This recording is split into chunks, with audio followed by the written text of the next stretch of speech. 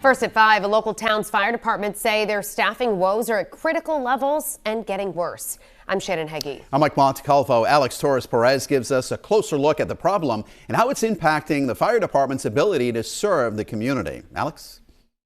Just this weekend, the Coventry Fire Department was essentially demobilized, tackling a half-an-acre brush fire, leaving the rest of the town at risk. It's something that happens fairly often as they have a limited manpower to respond to calls, leaving the station unmanned for hours. Stephen Baker and his brother were in West Warwick when they got a call from their mother about a fire at their home. They didn't expect to be first at the scene. I'm like, okay, how did I beat you guys here?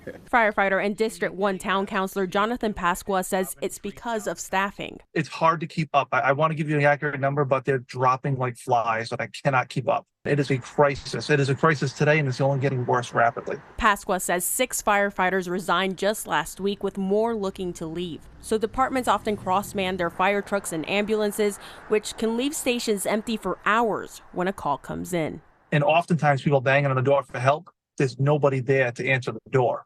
An ongoing nightmare for firefighters and paramedics as staffing issues have caused a number of close calls for community members and first responders, like last week's apartment fire. We had people trapped, people hanging out the windows.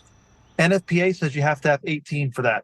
18, we had 6, and that was a gift. That's because all crews happened to be at their station at the time. We hit the lottery and nobody was on a call.